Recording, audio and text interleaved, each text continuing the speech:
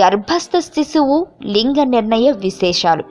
గర్భంలో ఉన్న బిడ్డ గుండె కొట్టుకునే రేటు 140 BPM బైట్స్ కన్నా అధికంగా ఉన్నట్లయితే ఆ బిడ్డ ఆడపిల్ల అవుతుంది. గర్భస్థ శిశువు గుండె కొట్టుకునే రేటు 140 BPM కన్నా తక్కువగా ఉన్నట్లయితే ఆ బిడ్డ మగబిడ్డ అవుతుంది. గర్భవతిగా ఉన్న స్త్రీకి 9వ నెలంతా గుండెలో మంటగా ఉన్నట్లు అనిపిస్తే ఆమెకు నెత్తి మీద బాగా జుట్టు ఉండే మగబిడ్డ పుడతాడు.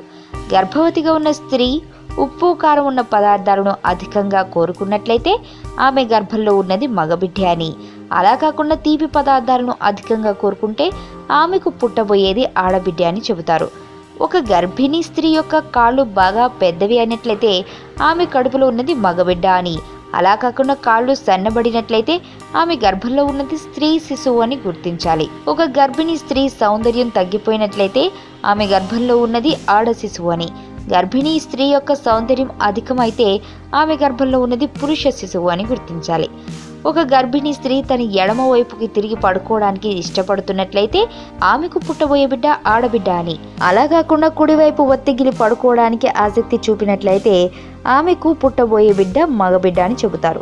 ఒక గర్భిణీ స్త్రీ యొక్క కుడి వక్షోజం కన్నా ఎడమ వక్షోజం పెద్దదిగా ఉంటే ఆమెకు పుట్టబోయేది ఆడబిడ్డ అని, అలా కాకుండా ఎడమ వక్షోజం కన్నా కుడి వక్షోజం పెద్దగా కనిపించినట్లయితే ఆమెకు పుట్టబోయేది మగబిడ్డ అని గుర్తించాలి.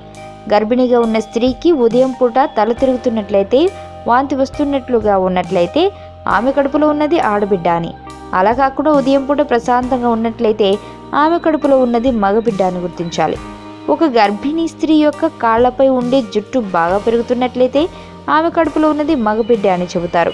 గర్భిణీ స్త్రీ విసర్జించే మూత్రం ప్రకాశవంతమైన పసుపు రంగులో ఉన్నట్లయితే ఆమె గర్భిణీలో ఉన్నది మగ శిశువు అని, పేలవమైన పసుపు రంగులో ఉంటే ఆడ శిశువు అని గుర్తించాలి.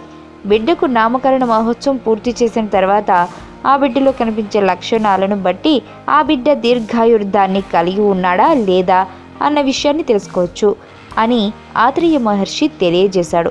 అది ఎలాగంటే, బిడ్డ యొక్క 2 రొమ్ముల మధ్య దూరం అధికంగా ఉంటే ఆ బిడ్డ యొక్క ఛాతీ యొక్క వెడల్పు 1/3 వంతుకి తగ్గకుండా నడుము వెడల్పు ఉండాలి. బిడ్డ యొక్క కాలి చీల మండలము మరీ లావుగా ఉండకూడదు, మరీ సన్నగా ఉండకూడదు. పాదాలు తాబేలు ఆకారంలో ఉండాలి. బిడ్డ యొక్క దవడలు పెద్దవిగా ఉండాలి. బిడ్డ యొక్క అంగిలి భాగం బాగా అభివృద్ధి చెంది మృదువుగాను ఎర్రగాను ఉండాలి. బిడ్డలో పైన పేర్కొన్న లక్షణాలు కనిపించినట్లయితే ఆ బిడ్డ దీర్ఘాయుర్దాయాన్ని కలిగి ఉంటాడని గుర్తించాలి. మీకు తెలియని మరిన్ని రహస్యాలను తెలుసుకోవాలనుకుంటున్నారా? అయితే సబ్స్క్రైబ్ చేయండి రహస్యవాణి.